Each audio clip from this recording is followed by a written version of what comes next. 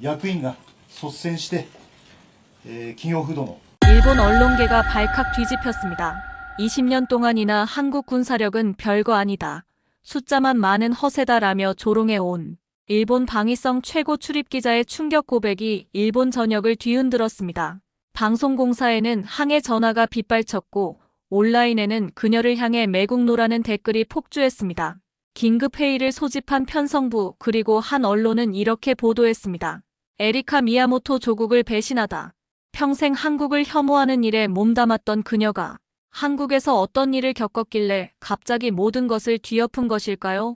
한국에서 보낸 단 일주일이 48세 극우 기자의 인생을 어떻게 바꿔놓은 것인지 지금부터 그 놀라운 이야기를 시작하겠습니다. 이야기 시작 전에 지금 어디에서 무엇 하며 시청하고 계신지 댓글로 알려주세요.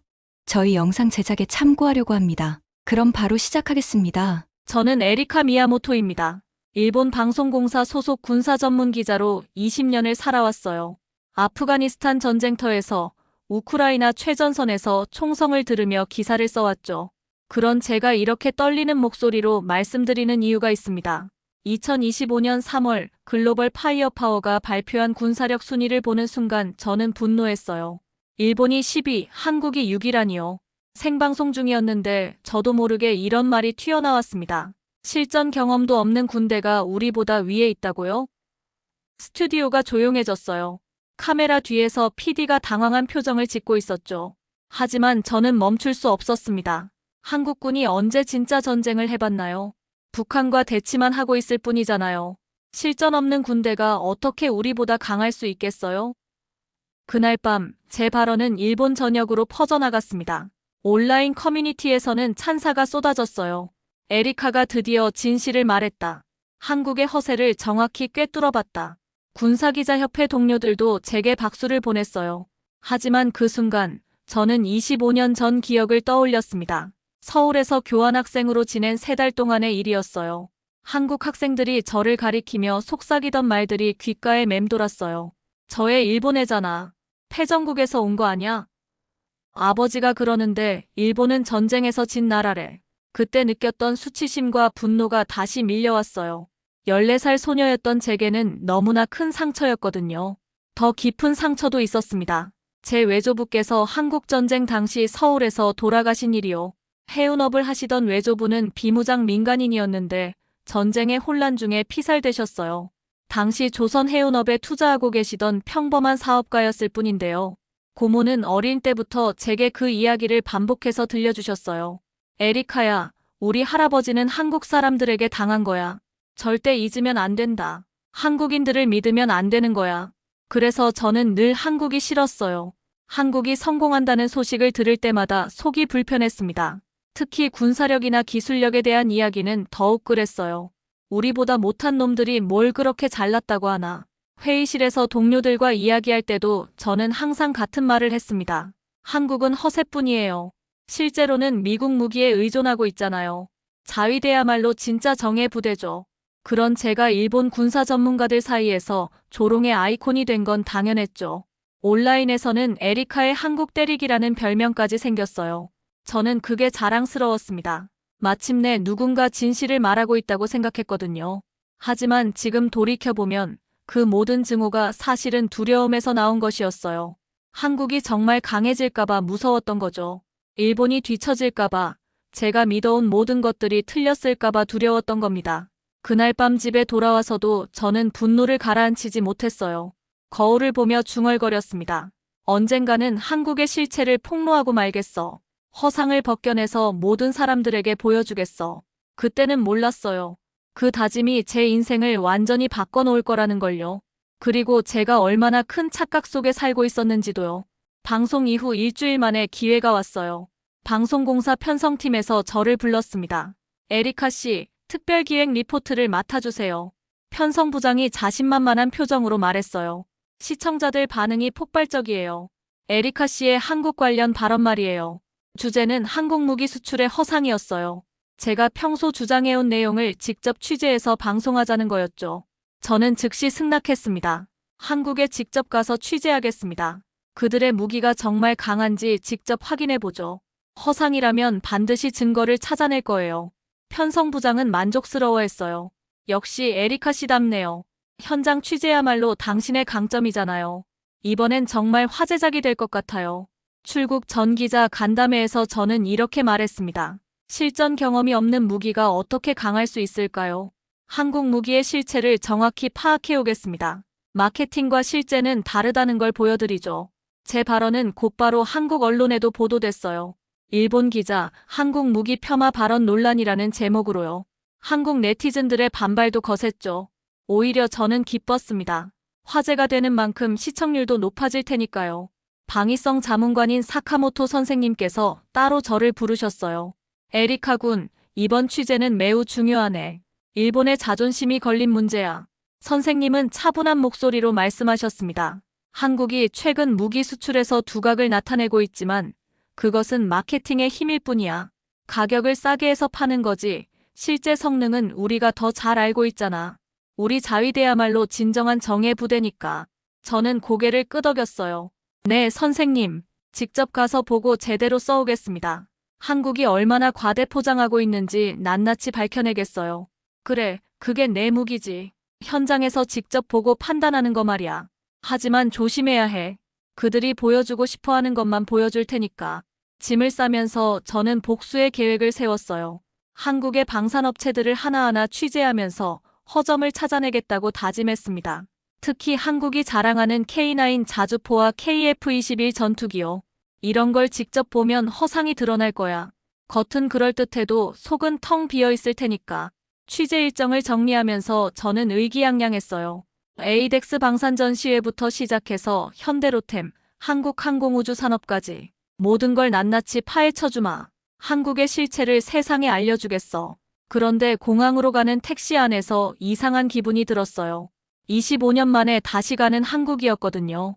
그때의 상처받은 소녀가 아닌 성인이 된 기자로서 가는 거였죠. 이제는 내가 진실을 밝힐 차례야.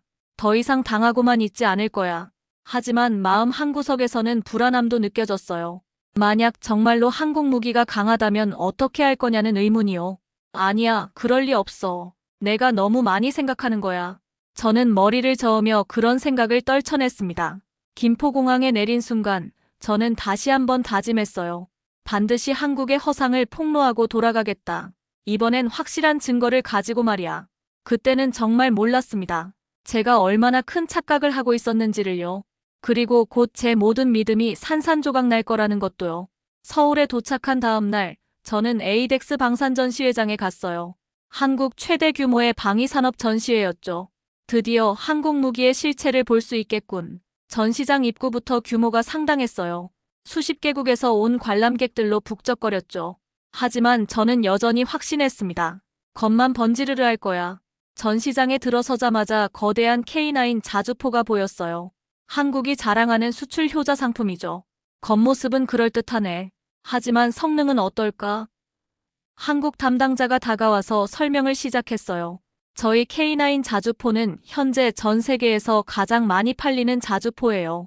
연사속도, 사거리, 정확도 모든 면에서 세계 최고 수준이죠. 저는 속으로 비웃었어요. 과장이 심하네. 그런데 시연이 시작되자 제 생각이 바뀌기 시작했어요. K9 자주포의 연사속도는 분당 8발이었습니다. 일본의 9구식 자주포는 분당 4발이에요. 2배 차이였죠. 이건 뭔가 다르다. 더 놀라운 건 자동장전 시스템이었어요. 사람이 포탄을 넣지 않아도 기계가 알아서 장전하는 거였죠. 일본 자주포는 아직 수동장전이에요. 사격 정확도 시연에서는 더 큰 충격을 받았어요. 50km 떨어진 목표물을 정확히 맞추는 모습을 보고 말문이 막혔습니다. 게다가 연속으로 5발을 쐈는데 모두 명중이었어요. 옆에 있던 한국 담당자가 자랑스럽게 설명했어요. 저희 K9은 현재 8개국에 수출돼 있습니다. 폴란드에만 1000대가 넘게 팔렸어요. 실전에서도 검증받은 무기예요. 실전에서요? 네, 우크라이나에서도 사용되고 있거든요. 러시아군 진지를 정확히 타격하고 있어요. 현지 군인들 평가가 아주 좋아요. 저는 순간 할 말을 잃었어요. 일본의 자주포는 수출한 적이 한 번도 없거든요. 헌법상 무기 수출이 제한되어 있으니까요. 다음으로 KF-21 전투기 시뮬레이터를 체험했습니다. 한국이 독자 개발했다는 전투기였어요. 시뮬레이터니까 과장됐을 거야. 실제와는 다를 거라고. 하지만 조종석에 앉는 순간 놀랐습니다. 계기판의 완성도가 상상 이상이었거든요. 마치 실제 전투기에 탄 것 같았어요. 조종 반응도 매끄럽고 정확했어요. 이건 정말 한국이 만든 건가요? 담당자는 자랑스럽게 대답했습니다. 네, 순수 국내 기술로 개발했어요. 엔진만 미국 제품을 쓰고 나머지는 모두 국산이죠. 이미 인도네시아에 수십 대 수출 계약을 했어요. 저는 일본을 떠올렸어요. 우리는 아직 국산 전투기를 만들지 못하고 있어요. 미국의 F-35와 F-16에 의존하고 있을 뿐이죠. 가장 큰 충격은 세계 무기 수출 현황 지도를 본 순간이었어요. 미국, 러시아, 프랑스, 독일, 중국, 그리고 한국이 색칠돼 있었습니다. 일본은 없었어요. 우리는 없네. 저는 오랫동안 그 지도를 바라봤어요. 무기 수출 강국에서 일본이 빠져 있다는 사실이 믿어지지 않았습니다. 이상하다. 일본 기술이 더 좋을 텐데. 그날 저녁 호텔로 돌아와서 저는 혼란스러웠어요. 분명히 뭔가 잘못됐을 거야. 겉으로 보이는 게 전부는 아니잖아. 속을 들여다보면 다를 거야. 하지만 마음 한구석에서는 의문이 커지고 있었어요. 과연 제가 지금까지 믿어온 것들이 맞는 건지요.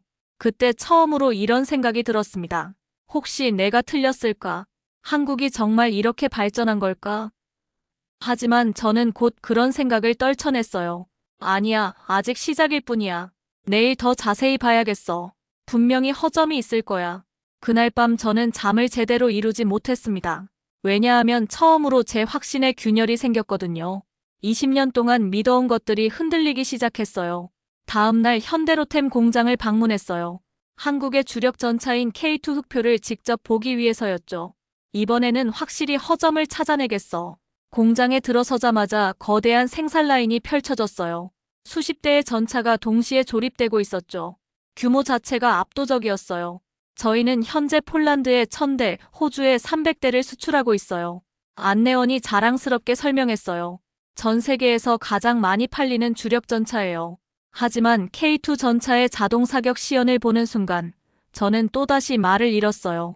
움직이는 표적을 자동으로 추적하면서 연속 명중시키는 모습이었거든요. 포탑이 목표물을 따라 부드럽게 회전하면서 정확히 명중시켰어요. 저건 어떻게 가능한 거죠? 담당자가 설명했습니다. 헌터킬러 시스템이라고 해요. 포수가 조준하지 않아도 자동으로 적을 찾아서 격파하죠. 야간에도 연령상으로 자동 추적이 가능해요. 저는 일본의 구공식 전차를 떠올렸어요. 아직 그런 시스템은 없어요. 사람이 직접 조준해야 하죠. 실제 전투에서도 효과가 있나요? 물론이죠. 이미 폴란드군 훈련에서 우수한 성과를 보이고 있어요. 나토 표준보다 훨씬 뛰어난 성능이에요. 다음으로 천무 다연장 로켓 시연을 봤습니다. 한 번에 12발의 로켓이 동시에 발사되는 모습은 압도적이었어요. 하늘이 온통 연기로 뒤덮였죠. 이건 SF 영화가 아니라 현실이야. 더 충격적인 건 비호복합 방공 시스템이었어요. 인공지능이 탑재된 드론들이 자동으로 적을 찾아서 요격하는 시스템이었거든요. 실제로 드론이 날아와서 자동으로 요격하는 시연을 봤어요. 이건 정말 한국 기술인가요? 네, 순수 국내 기술이에요. 이미 여러 나라에서 도입 문의가 들어오고 있어요. 특히 중동 국가들이 관심을 많이 보이고 있죠. 저는 점점 혼란스러워졌어요. 제가 지금까지 믿어온 모든 것들이 흔들리고 있었거든요. 가상현실 훈련 시스템 체험은 결정타였어요. 실제 전투와 똑같은 상황에서 훈련할 수 있는 시스템이었거든요. 저도 직접 체험해봤는데 너무 현실적이어서 심장이 뛰었어요. 헬멧을 쓰자마자 가상의 전장이 펼쳐졌어요. 적들이 사방에서 공격해오는 상황이었죠. 저는 필사적으로 방어했지만 결국 무너졌어요. 시뮬레이션이 끝나고 결과가 나왔어요. 전사라는 판정이었습니다. 전사요? 네, 실전이었다면 살아남지 못했을 거라는 뜻이에요. 한국 병사들은 이런 훈련을 매일 받고 있어요. 그래서 실전 대응력이 뛰어난 거죠. 저는 한참 동안 침묵했어요. 일본 자위대는 이런 훈련 시스템이 없거든요. 기본적인 사격 훈련 정도가 전부죠. 방명록에 글을 쓰라고 해서 저는 이렇게 적었어요. 이건 훈련이 아니라 준비다. 그 순간 깨달았습니다. 한국군은 정말 전쟁을 준비하고 있다는 걸요. 장난이 아니라 진짜로요. 게임이 아니라 생존을 위한 준비였어요. 호텔로 돌아오는 길에 저는 계속 생각했어요. 내가 뭔가 크게 착각하고 있었나? 한국이 정말 이렇게 강한 거야? 그날 밤 저는 노트에 본 것들을 정리했어요. K9 자주포, KF-21 전투기, K2 전차, 천무 로켓, 비호복합 시스템. 모든 게 일본보다 앞서 있었어요. 이게 현실이야. 처음으로 인정했습니다. 한국의 무기가 정말 강하다는 걸요. 그리고 일본이 뒤처져 있다는 것도요. 하지만 여전히 마음 한구석에서는 저항하고 있었어요. 무기만 좋다고 다가 아니잖아. 병사들의 질은 어떨까? 국민들의 의식은 어떨까? 다음 날부터는 한국군 병사들을 직접 만나보기로 했어요. 그들의 진짜 실력을 확인하기 위해서요. 그때까지만 해도 저는 몰랐습니다. 더 큰 충격이 기다리고 있다는 걸요. 다음 날 저는 예비군 훈련장을 방문했어요. 한국의 예비군 시스템을 직접 보기 위해서였죠. 예비군이야 어차피 형식적일 거야. 일본의 예비자위관보다 나을 게 없을 텐데.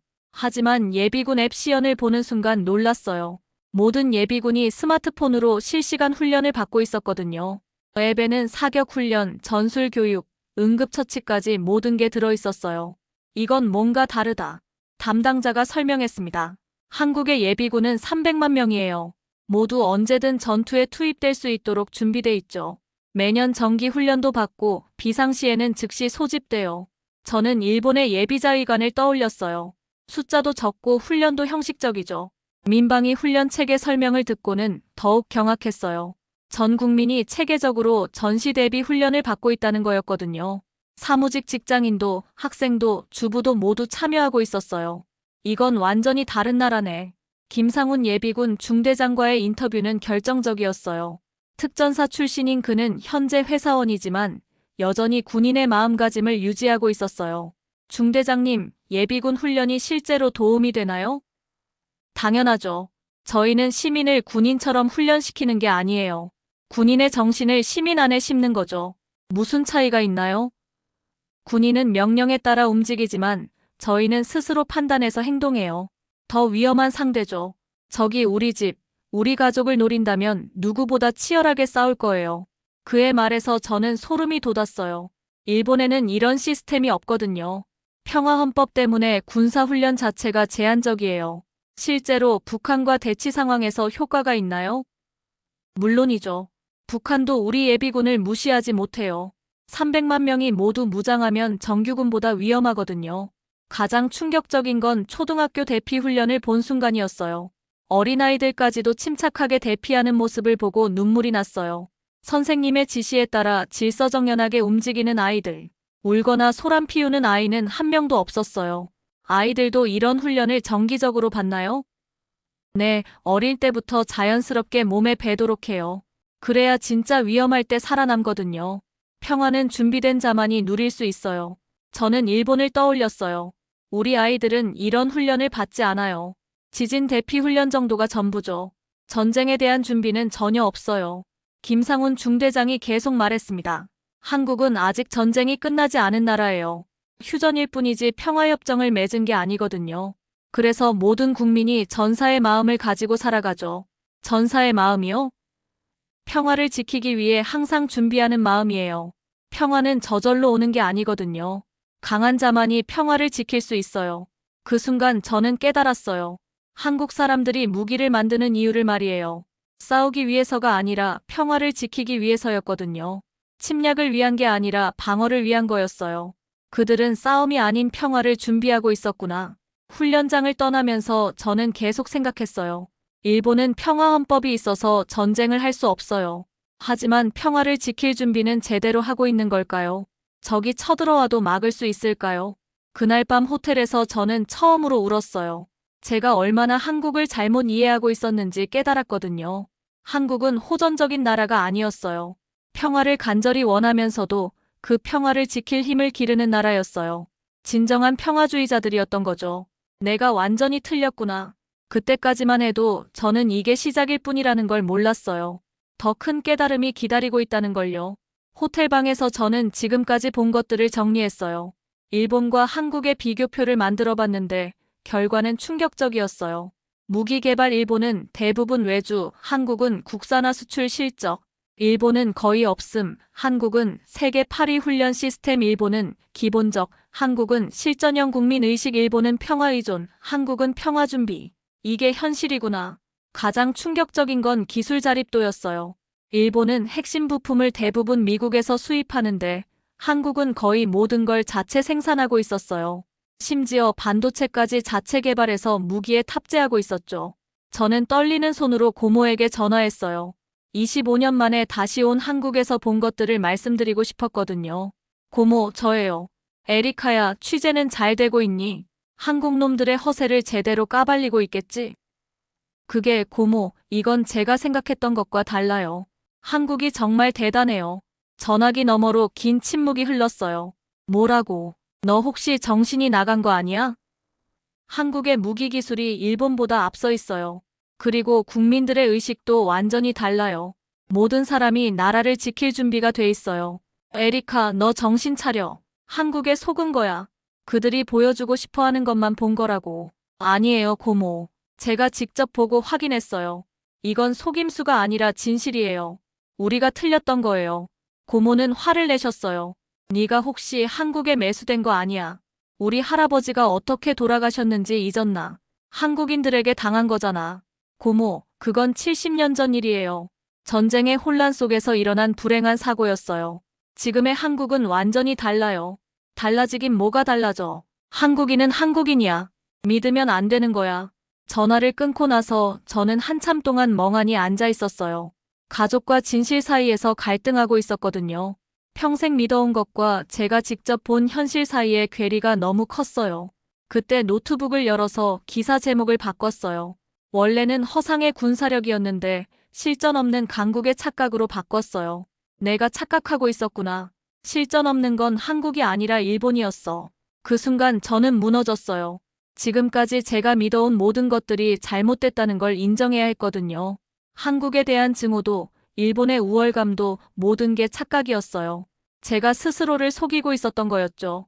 기사를 쓰기 시작했는데 손이 떨렸어요. 일본 군사 전문가가 본 한국군의 실체라는 제목으로요. 첫 문장부터 막혔어요. 진실을 쓰면 일본에서 매국노로 몰릴 텐데 거짓을 쓰면 제 양심에 어긋나거든요. 20년 기자 생활의 신념이 흔들렸어요. 어떻게 하지? 진실을 써야 할까 아니면. 그때 김상훈 중대장의 말이 떠올랐어요. 평화는 저절로 오는 게 아니거든요. 진실도 마찬가지라고 생각했어요. 저절로 드러나는 게 아니라 누군가 용기를 내서 말해야 하는 거죠. 그게 진정한 기자의 역할이라고 생각했어요. 그래, 진실을 쓰자. 내 신념을 버릴 순 없어. 저는 키보드를 두드리기 시작했어요. 저는 한국을 혐오했습니다. 하지만 지금은 존경합니다. 기사를 다 쓰고 나서 제목을 다시 바꿨어요. 나는 틀렸다. 한국을 직접 본 일본 기자의 고백. 이제 되돌릴 수 없어. 전송 버튼을 누르는 순간 저는 제 인생이 완전히 바뀔 거라는 걸 알았어요. 하지만 후회하지 않았습니다. 진실이 더 소중했거든요. 그게 기자로서의 마지막 자존심이었어요. 기사가 발표된 다음 날 일본이 발칵 뒤집혔어요. 에리카 미야모토, 한국에 매수됐나? 일본 기자의 변절, 배후는? 아침부터 제 휴대폰이 쉴 새 없이 울렸어요. 온라인에서는 저를 향한 비난이 쏟아졌어요. 너는 한국의 선전에 속았다. 일본을 배신한 매국노. 에리카는 이제 끝났다. 방송공사에서도 긴급회의가 열렸어요. 편성부장이 저를 불렀습니다. 얼굴이 벌개져서 화가 난 게 역력했어요.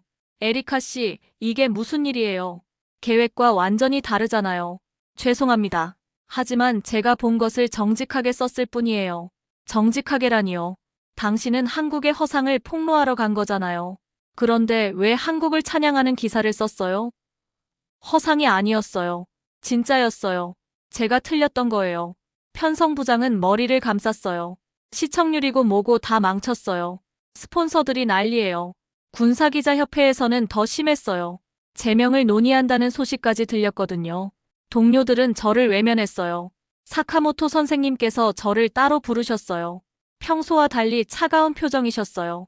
에리카 군, 대체 무슨 생각이야? 선생님, 저는 제가 본 걸 썼을 뿐이에요. 너는 이성을 버렸어. 감정에 휘둘린 거야. 한국의 심리전에 말려든 거라고. 아니에요, 선생님. 처음으로 이성적으로 본 거예요. 편견을 버리고 객관적으로 판단한 거라고요. 선생님은 고개를 저으셨어요. 네가 지금까지 쌓아온 걸 다 무너뜨리는 거야.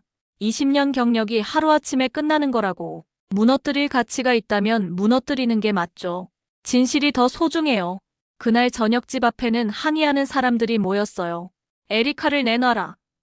매국노는 일본에서 나가라. 한국 스파이. 저는 뒷문으로 빠져나와서 호텔에 숨어 있어야 했어요. 경찰까지 출동하는 소동이었죠. 하지만 저는 포기하지 않았습니다. 오히려 더 확신이 생겼어요. 이렇게 격렬하게 반발한다는 건 제가 진실을 건드렸다는 증거니까요. 다음 날 저는 기자회견을 열었어요. 수많은 기자들이 몰려왔어요. 대부분 저를 비판하려는 의도였죠. 저는 한국에서 진실을 봤습니다. 앞으로 프랑스와 핀란드의 군사력도 한국과 비교해서 취재하겠어요. 기자들이 공격적으로 물었어요. 일본의 반발을 각오하고 하는 말인가요? 네, 진실보다 소중한 건 없어요. 기자로서의 양심을 지키는 게 더 중요해요. 한국에 매수되었다는 의혹은 어떻게 생각하세요? 웃기는 소리죠. 제가 본 건 돈으로 살 수 없는 진실이었어요. 그날 밤 고모께서 다시 전화하셨어요. 목소리가 떨리고 계셨어요. 에리카, 우리 가문의 명예를 생각해라. 내 때문에 온 동리가 우리를 수군거려. 고모, 명예는 진실 위에 서야 해요. 거짓 위에 세운 명예는 진짜 명예가 아니에요. 너는 한국에 세뇌당한 거야. 정신을 차려라. 아니에요. 깨어난 거예요. 25년 동안 꿈을 꾸고 있었던 거예요. 전화를 끊고 나서 저는 생각했어요. 가족을 잃더라도, 동료를 잃더라도 진실을 지키는 게 맞다고요. 그게 제가 기자가 된 이유였으니까요. 그때 한국에서 연락이 왔어요. 서울대학교에서 강연 요청이었어요. 용기 있는 저널리즘이라는 주제로요. 저는 주저하지 않고 승낙했습니다. 이번에는 도망치지 않겠다고 다짐했어요. 끝까지 제 신념을 지키겠다고요. 한국으로 떠나는 비행기에서 저는 창밖을 보며 생각했어요. 이제 정말 되돌릴 수 없구나. 하지만 후회는 없어. 오히려 무서우면서도 자유로웠어요. 처음으로 제 양심에 따라 행동하고 있었거든요. 진정한 기자가 된 기분이었어요. 서울대학교 강연장은 학생들로 가득했어요. 용기 있는 저널리즘이라는 주제의 강연이었죠. 저는 떨리는 마음으로 연단에 올랐습니다. 학생들의 눈빛이 호기심으로 가득했어요. 일본에서 논란이 된 기자가 직접 온 거니까요. 안녕하세요. 저는 에리카 미야모토입니다. 박수 소리가 울렸어요. 따뜻한 박수였어요. 비난이 아닌 환영의 박수였죠. 저는 한국을 혐오하며 이 나라에 왔습니다. 하지만 지금은 존경하며 여러분 앞에 서 있어요. 강연장이 조용해졌어요. 모두가 제 말에 집중하고 있었거든요. 한국군을 직접 보면서 깨달았어요. 강한 군대는 싸움을 위한 게 아니라 평화를 준비하는 거라는 걸요. 진정한 힘은 억압이 아닌 보호를 위해 존재한다는 걸요. 학생들이 고개를 끄덕였어요. 일본은 평화 헌법이 있지만 평화를 지킬 준비는 부족해요. 한국은 평화를 간절히 원하면서도 그걸 지킬 힘을 기르고 있어요. 이것이야말로 진정한 평화주의라고 생각해요. 제 목소리에 감정이 실렸어요. K9 자주포, KF-21 전투기, K2 전차. 이 모든 무기들이 평화를 위한 것이라는 걸 이제야 알겠어요. 방어를 위한 무기, 평화를 지키기 위한 무기였던 거죠. 강연이 끝나고 한 학생이 질문했어요. 일본도 변할 수 있을까요? 한국처럼 진정한 평화를 준비할 수 있을까요? 저는 잠시 생각했다가 대답했어요. 진실과 마주할 용기가 있다면 가능해요. 저처럼요. 변화는 어렵지만 불가능하지 않아요. 기자님이 지금 일본에서 받고 있는 비난은 어떠세요? 힘들어요. 하지만 진실을 말하는 게 기자의 의무라고 생각해요. 인기를 얻기 위해 기자가 된 게 아니거든요. 강연장에서 나와서 저는 한강으로 갔어요. 마지막으로 하고 싶은 말이 있었거든요. 25년 전 상처받았던 그 장소에서 마무리하고 싶었어요. 한강 벤치에 앉아서 녹음기를 켰어요. 이것은 에리카 미야모토의 마지막 증언입니다. 저는 혐오를 품고 이 나라에 왔습니다. 외조부의 죽음, 어린 시절의 상처, 일본의 자존심, 모든 걸 짊어지고 한국을 부정하려 했어요. 한강물이 유유히 흘러가는 소리가 들렸어요. 석양이 강물에 반짝였죠. 하지만 지금 저는 경외감을 안고 떠납니다. 한국이 보여준 것은 무력이 아니라 의지였어요. 평화를 지키려는 간절한 의지였어요. 일본의 여러분에게 말씀드리고 싶어요. 우리도 배워야 해요. 평화는 저절로 오는 게 아니라는 걸요. 준비된 자만이 평화를 누릴 수 있다는 걸요. 녹음을 끝내고 저는 한강을 바라봤어요. 25년 전 상처받은 소녀가 아니라 진실을 아는 어른으로 서 있었어요. 그때 휴대폰에 메시지가 왔어요. 김상훈 중대장으로부터였어요. 에리카 기자님, 진실을 말해주셔서 감사해요. 평화는 용기 있는 사람들이 만드는 거죠. 저는 웃으며 답장했어요. 저야말로 감사해요. 제게 진실을 보여주셔서요. 그리고 용기를 주셔서요. 공항으로 가는 길에 저는 생각했어요. 일본으로 돌아가면 더 큰 비난이 기다리고 있을 거예요. 직장을 잃을 수도, 친구를 잃을 수도 있어요. 하지만 두렵지 않았어요. 진실을 아는 사람에게는 두려울 게 없거든요. 비행기에서 마지막으로 한국을 내려다보며 저는 다짐했어요. 언젠가 일본도 이렇게 될 거야. 평화를 지킬 준비가 된 나라로. 진정한 평화를 아는 나라로. 그리고 조용히 속삭였어요. 고마워, 한국. 내게 진실을 가르쳐줘서. 그리고 진정한 기자가 무엇인지 알려줘서. 지금 저는 일본에서 여전히 비난받고 있어요. 하지만 후회하지 않아요. 진실을 아는 것보다 소중한 건 없으니까요. 그리고 언젠가는 더 많은 일본 사람들도 알게 될 거예요. 배워야 할 상대는 한국이라는 걸요. 진정한 강함이 무엇인지, 진정한 평화가 무엇인지요. 오늘의 이야기는 여기까지입니다. 일본 극우 기자도 한국의 팬으로 만들어버린 한국의 이야기 어떠셨나요? 앞으로도 전 세계가 놀라는 대한민국의 숨겨진 이야기들로 찾아뵙겠습니다. 구독과 좋아요는 더 많은 감동적인 한국 이야기를 전하는 데 큰 힘이 됩니다. 감사합니다.